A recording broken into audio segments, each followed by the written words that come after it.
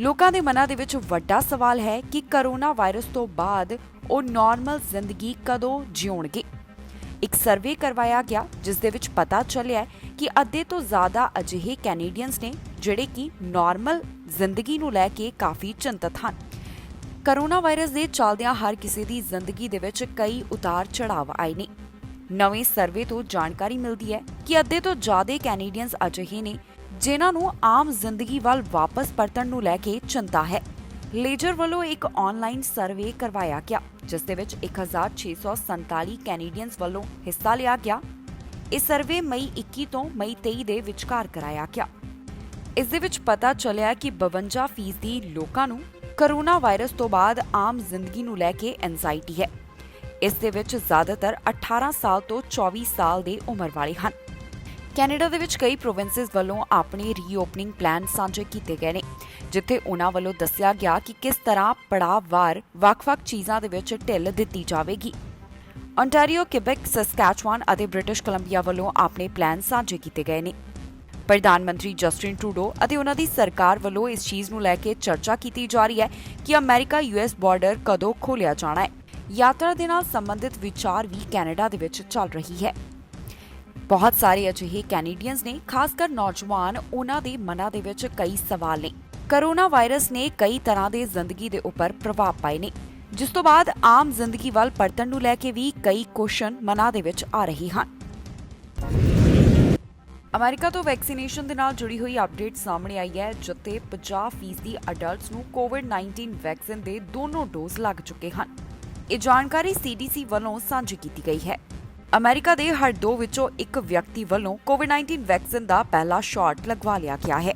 US centers for disease control and prevention ਵੱਲੋਂ ਸਾਂਝੀ ਕੀਤੀ ਗਈ ਜਾਣਕਾਰੀ ਦੇ ਮੁਤਾਬਕ ਅਮਰੀਕਾ ਦੇ ਵਿੱਚ 50% ਅਡਲਟਸ ਦੇ ਵੱਲੋਂ, ਜਾਣੀ ਕਿ ਜਿਨ੍ਹਾਂ ਦੀ ਉਮਰ 18 ਸਾਲ ਤੋਂ ਵੱਧ ਹੈ, ਉਹਨਾਂ ਵੱਲੋਂ ਵੈਕਸੀਨ ਦੇ ਦੋਨੋਂ ਸ਼ਾਟ ਲਗਵਾ ਲਏ ਗਏ ਨੇ। ਏਜੰਸੀ ਦੇ ਮੁਤਾਬਕ 49.5% ਅਮਰੀਕਾ ਦੀ ਆਬਾਦੀ ਵੱਲੋਂ ਕੋਵਿਡ-19 ਵੈਕਸੀਨ ਦਾ ਘੱਟੋ-ਘੱਟ ਇੱਕ ਸ਼ਾਟ ਲਗਵਾ ਲਿਆ ਗਿਆ ਹੈ, ਜਦਕਿ ਦੇਸ਼ ਦੇ ਵਿੱਚ 50% ਅਡਲਟ ਪੋਪੂਲੇਸ਼ਨ ਵੱਲੋਂ ਕੋਵਿਡ ਦੇ ਦੋਨੋਂ ਸ਼ਾਟ ਲਗਵਾ ਲਏ ਗਏ ਨੇ। ਜ਼ਿਕਰਯੋਗ ਹੈ ਕਿ ਕਰੋਨਾ ਵਾਇਰਸ ਦਾ ਸਭ ਤੋਂ ਵੱਧ ਪ੍ਰਭਾਵ ਅਮਰੀਕਾ ਦੇ ਵਿੱਚ ਦੇਖਣ ਨੂੰ ਮਿਲਿਆ ਸੀ।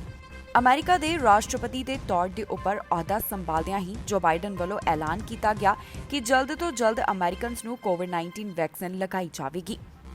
ਉਹਨਾਂ ਵੱਲੋਂ ਟੀਕੇ ਦੇ ਨਾਲ ਸੰਬੰਧਿਤ ਸਮੇਂ-ਸਮੇਂ ਦੇ ਉੱਪਰ ਟਾਰਗੇਟ ਤੈਅ ਕੀਤੇ ਗਏ ਜਿਹੜੇ ਉਹਨਾਂ ਵੱਲੋਂ ਪੂਰੇ ਕੀਤੇ ਗਏ। ਇਸੇ ਸੰਬੰਧੀ CDC ਵੱਲੋਂ ਜੋ ਤਾਜ਼ਾ ਜਾਣਕਾਰੀ ਸਾਂਝੀ ਕੀਤੀ ਗਈ ਉਸ ਦੇ ਮੁਤਾਬਕ ਅਮਰੀਕਾ ਦੇ 50% ਅਡਲਟਸ ਅਜਿਹੇ ਨੇ ਜਿਨ੍ਹਾਂ ਵੱਲੋਂ ਕੋਵਿਡ-19 ਵੈਕਸੀਨ ਦੇ ਦੋਨੋਂ ਸ਼ਾਟ ਲਗਾ ਲਏ ਗਏ ਨੇ, ਜਿਸ ਦਾ ਮਤਲਬ ਹੈ ਕਿ ਅਮਰੀਕਾ ਦੇ 50% ਅਡਲਟਸ ਫੁੱਲੀ ਵੈਕਸੀਨੇਟਡ ਹਨ। ਕੈਲੀਫੋਰਨੀਆ ਦੇ ਸੈਨ ਹੋਜ਼ੇ ਦੇ ਵਿੱਚ ਭਿਆਨਕ ਗੋਲੀਬਾਰੀ ਹੋਈ ਹੈ। ਅਧਿਕਾਰੀਆਂ ਮੁਤਾਬਕ ਇਸ ਗੋਲੀਬਾਰੀ ਦੇ ਵਿੱਚ 8 ਜਣਿਆਂ ਦੀ ਜਾਨ ਚਲੀ ਗਈ ਹੈ। ਇਹ ਘਟਨਾ ਕੈਲੀਫੋਰਨੀਆ ਸੈਨ ਹੋਜ਼ੇ ਦੇ VTA ਲਾਈਟ ਰੇਲ ਯਾਰਡ ਦੇ ਵਿੱਚ ਵਾਪਰੀ। ਜਿਸ ਵਿਅਕਤੀ ਵੱਲੋਂ ਗੋਲੀਬਾਰੀ ਨੂੰ ਅੰਜਾਮ ਦਿੱਤਾ ਗਿਆ ਉਸ ਦੀ ਵੀ ਮੌਤ ਹੋ ਚੁੱਕੀ ਹੈ। ਇਸ ਦੀ ਵੀ ਪੁਸ਼ਟੀ ਅਧਿਕਾਰੀਆਂ ਵੱਲੋਂ ਕੀਤੀ ਗਈ। ਪੁਲਿਸ ਵੱਲੋਂ ਗੋਲੀਬਾਰੀ ਦੇ ਨਾਲ ਸੰਬੰਧਿਤ ਸਸਪੈਕਟ ਦੀ ਪਹਿਚਾਣ ਜਨਤਕ ਨਹੀਂ ਕੀਤੀ ਗਈ, ਪਰ ਉਹਨਾਂ ਵੱਲੋਂ ਫਿਲਹਾਲ ਇਹੀ ਦੱਸਿਆ ਗਿਆ ਕਿ ਉਹ VTA ਦਾ ਕਰਮਚਾਰੀ ਸੀ। ਸ਼ੂਟਰ ਦੀ ਮੌਤ ਦੀ ਪੁਸ਼ਟੀ ਦ ਸੈਂਟਾ ਕਲਾਰਾ ਕਾਉਂਟੀ ਸ਼ੈਰਿਫ ਦੇ ਆਫਿਸ ਵੱਲੋਂ ਕੀਤੀ ਗਈ। ਇਸ ਬਾਰੇ ਉਹਨਾਂ ਨੇ ਟਵੀਟ ਕਰਕੇ ਜਾਣਕਾਰੀ ਸਾਂਝੀ ਕੀਤੀ ਜਿੱਥੇ ਉਹਨਾਂ ਨੇ ਅਪਡੇਟ ਦਿੱਤੀ ਕਿ ਸ਼ੂਟਰ ਮਰ ਚੁੱਕਿਆ ਹੈ। ਇਸ ਘਟਨਾ ਦੇ ਸੰਬੰਧ ਦੇ ਵਿੱਚ ਸੈਨ ਹੋਜ਼ੇ ਦੇ ਮੇਅਰ ਦਾ ਵੀ ਬਿਆਨ ਸਾਹਮਣੇ ਆਇਆ। ਕੈਲੀਫੋਰਨੀਆ ਦੇ ਗਵਰਨਰ ਵੱਲੋਂ ਵੀ ਇਸ ਬਾਰੇ ਵਿੱਚ ਆਪਣੇ ਵਿਚਾਰਾਂ ਦੀ ਸਾਂਝ ਪਾਈ ਗਈ ਜਿੱਥੇ ਉਹਨਾਂ ਨੇ ਕਿਹਾ ਕਿ ਇਸ ਘਟਨਾ ਦੀ ਪਲ-ਪਲ ਦੀ ਜਾਣਕਾਰੀ ਉਹ ਲੈ ਰਹੇ ਹਨ। ਸੈਨ ਹੋਜ਼ੇ ਦੇ ਮੇਅਰ ਵੱਲੋਂ ਗੋਲੀਬਾਰੀ ਦੇ ਵਿੱਚ ਆਪਣਿਆਂ ਨੂੰ ਗਵਾਉਣ ਵਾਲੇ ਪਰਿਵਾਰਾਂ ਦੇ ਨਾਲ ਦੁੱਖ ਸਾਂਝਾ ਕੀਤਾ ਗਿਆ। ਮੇਅਰ ਵੱਲੋਂ ਇਸ ਘਟਨਾ ਨੂੰ ਡਾਰਕ ਮੋਮੈਂਟ ਦੱਸਿਆ ਗਿਆ। ਪੁਲਿਸ ਵੱਲੋਂ ਸਾਂਝੀ ਕੀਤੀ ਗਈ ਜਾਣਕਾਰੀ ਦੇ ਮੁਤਾਬਕ ਸਵੇਰੇ 6:34 ਦੇ ਉੱਪਰ ਉਹਨਾਂ ਨੂੰ ਗੋਲੀਬਾਰੀ ਦੇ ਨਾਲ ਸੰਬੰਧਿਤ ਕਈ ਕਾਲਸ ਆਈਆਂ ਸਨ। ਇਹ ਗੋਲੀਬਾਰੀ ਸੈਨ ਹੋਜ਼ੇ ਦੇ 101 ਵੈਸਟ ਯੰਗਰ ਐਵੀਨਿਊ ਦੇ ਵਿੱਚ ਸਥਿਤ ਲਾਈਟ ਰੇਲ ਯਾਰਡ ਦੇ ਵਿੱਚ ਹੋਈ। ਸਸਪੈਕਟ ਵੱਲੋਂ ਗੋਲੀਬਾਰੀ ਦੇ ਵਿੱਚ ਕਿਸ ਹਥਿਆਰ ਦੀ ਵਰਤੋਂ ਕੀਤੀ ਗਈ ਇਹ ਵੀ ਉਹਨਾਂ ਵੱਲੋਂ ਅਜੇ ਜਾਣਕਾਰੀ ਸਾਂਝੀ ਨਹੀਂ ਕੀਤੀ ਗਈ। ਇਸ ਗੋਲੀਬਾਰੀ ਦੇ ਨਾਲ ਸੰਬੰਧਿਤ 2 ਜਣਿਆਂ ਨੂੰ ਵੈਲੀ ਮੈਡੀਕਲ ਸੈਂਟਰ ਹਸਪੀਟਲ ਦੇ ਵਿੱਚ ਲੈ ਕੇ ਜਾਇਆ ਗਿਆ ਸੀ ਜਿੱਥੇ ਇੱਕ ਦੀ ਮੌਤ ਹੋ ਗਈ ਅਤੇ ਦੂਸਰੇ ਦੀ ਹਾਲਤ ਗੰਭੀਰ ਬਣੀ ਹੋਈ ਸੀ। ਜਿਸ ਦੇ ਕੁਝ ਮਿੰਟਾਂ ਬਾਅਦ ਹੀ ਇਹ ਪੁਸ਼ਟੀ ਕੀਤੀ ਗਈ ਕਿ ਇਸ ਗੋਲੀਬਾਰੀ ਦੀ ਘਟਨਾ ਦੇ ਵਿੱਚ 8 ਜਣਿਆਂ ਦੀ ਮੌਤ ਹੋ ਗਈ। ਫਿਲਹਾਲ ਅਧਿਕਾਰੀਆਂ ਵੱਲੋਂ ਇਸ ਮਾਮਲੇ ਦੀ ਜਾਂਚ ਪੜਤਾਲ ਕੀਤੀ ਜਾ ਰਹੀ ਹੈ, ਜਿਸ ਤੋਂ ਬਾਅਦ ਇਸ ਦੇ ਨਾਲ ਸੰਬੰਧਿਤ ਬਾਕੀ ਦੀ ਜਾਣਕਾਰੀ ਸਾਂਝੀ ਕਰਨਗੇ। ਮੈਨੀਟੋਬਾ ਸਰਕਾਰ ਵੱਲੋਂ ਜਾਣਕਾਰੀ ਸਾਂਝੀ ਕੀਤੀ ਗਈ। ਉਨ੍ਹਾਂ ਨੇ ਦੱਸਿਆ ਕਿ ਕੋਰੋਨਾ ਵਾਇਰਸ ਦੇ ਨਿਯਮਾਂ ਦਾ ਉਲੰਘਣ ਕਰਨ ਦੇ ਚੱਲਦਿਆਂ 102 ਟਿਕਟਾਂ ਜਾਰੀ ਕੀਤੀਆਂ ਗਈਆਂ। ਇਹ ਟਿਕਟਾਂ ਪਿਛਲੇ ਹਫ਼ਤੇ ਜਾਰੀ ਕੀਤੀਆਂ ਗਈਆਂ। ਇੱਕ ਪਾਸੇ ਪ੍ਰੋਵਿੰਸ ਦੇ ਵਿੱਚ ਕੋਰੋਨਾ ਵਾਇਰਸ ਦੇ ਚੱਲਦਿਆਂ ਪਾਬੰਦੀਆਂ ਲਗਾਈਆਂ ਗਈਆਂ, ਦੂਜੇ ਪਾਸੇ ਕੁਝ ਲੋਕ ਅਜਿਹੇ ਨੇ ਜਿਨ੍ਹਾਂ ਵੱਲੋਂ ਕੋਰੋਨਾ ਨਿਯਮਾਂ ਦਾ ਉਲੰਘਣ ਕੀਤਾ ਜਾ ਰਿਹਾ ਹੈ ਤੇ ਉਹਨਾਂ ਵੱਲੋਂ ਇਕੱਠ ਕੀਤਾ ਜਾ ਰਿਹਾ ਹੈ। ਜਾਣਕਾਰੀ ਦੇ ਮੁਤਾਬਕ ਮਈ 17 ਤੋਂ ਮਈ 23 ਦੇ ਵਿਚਕਾਰ 96 ਜੁਰਮਾਨੇ ਲਗਾਏ ਗਏ। ਵਿਅਕਤੀਆਂ ਨੂੰ $1,296 ਦੇ ਜੁਰਮਾਨੇ ਲਗਾਏ ਗਏ। ਆਫੀਸ਼ੀਅਲਸ ਵੱਲੋਂ ਜਾਣਕਾਰੀ ਦਿੱਤੀ ਗਈ ਹੈ ਕਿ ਇਹਨਾਂ ਵਿੱਚੋਂ 88 ਇਕੱਠ ਦੇ ਨਾਲ ਸੰਬੰਧਿਤ ਸਨ, ਜੋ ਕਿ ਪ੍ਰਾਈਵੇਟ ਰੈਜ਼ੀਡੈਂਸ ਅਤੇ ਆਊਟਡੋਰ ਕੀਤੇ ਗਏ। 3 ਟਿਕਟਾਂ ਉਹਨਾਂ ਨੂੰ ਜਾਰੀ ਕੀਤੀਆਂ ਗਈਆਂ ਜਿਹੜੇ ਖੁਦ ਨੂੰ ਆਈਸੋਲੇਟ ਨਹੀਂ ਕਰ ਰਹੇ ਸਨ। 2 ਟਿਕਟਾਂ ਯਾਤਰਾ ਦੇ ਸੰਬੰਧੀ ਯਾਨੀ ਟਰੈਵਲ ਦੇ ਸੰਬੰਧ ਦੇ ਵਿੱਚ ਜਾਰੀ ਕੀਤੀਆਂ ਗਈਆਂ ਨੇ। 22 ਟਿਕਟਾਂ ਉਹਨਾਂ ਨੂੰ ਜਾਰੀ ਕੀਤੀਆਂ ਗਈਆਂ ਜਿਨ੍ਹਾਂ ਵੱਲੋਂ ਵਿਨੀਪੈਗ ਦੇ ਵਿੱਚ ਐਂਟੀ ਰਿਸਟ੍ਰਿਕਸ਼ਨ ਰੈਲੀਜ਼ ਕੱਢੀਆਂ ਗਈਆਂ। ਇਸ ਤੋਂ ਪਹਿਲਾਂ ਵੀ ਇਸ ਸੰਬੰਧੀ ਕਈ ਜੁਰਮਾਨੇ ਲਗਾਏ ਜਾ ਚੁੱਕੇ ਹਨ। ਅਧਿਕਾਰੀਆਂ ਵੱਲੋਂ ਲਗਾਤਾਰ ਅਪੀਲ ਕੀਤੀ ਜਾ ਰਹੀ ਹੈ ਕਿ ਪਬਲਿਕ ਹੈਲਥ ਆਰਡਰਸ ਦੀ ਪਾਲਣਾ ਕੀਤੀ ਜਾਵੇ।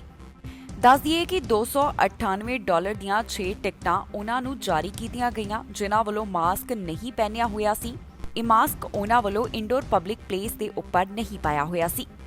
ਅਪ੍ਰੈਲ 2020 ਤੋਂ ਹੁਣ ਤੱਕ ਪ੍ਰੋਵਿੰਸ ਦੇ ਵੱਲੋਂ 4,398 ਚੇਤਾਵਨੀਆਂ ਅਤੇ 1,526 ਟਿਕਟਾਂ ਜਾਰੀ ਕੀਤੀਆਂ ਜਾ ਚੁੱਕੀਆਂ ਨੇ, ਜਿਸ ਦਾ ਮਤਲਬ ਹੈ ਕਿ $2.1 ਮਿਲੀਅਨ ਦੇ ਜੁਰਮਾਨੇ ਜਾਨੀ ਫਾਈਨ ਲਗਾਏ ਜਾ ਚੁੱਕੇ ਹਨ।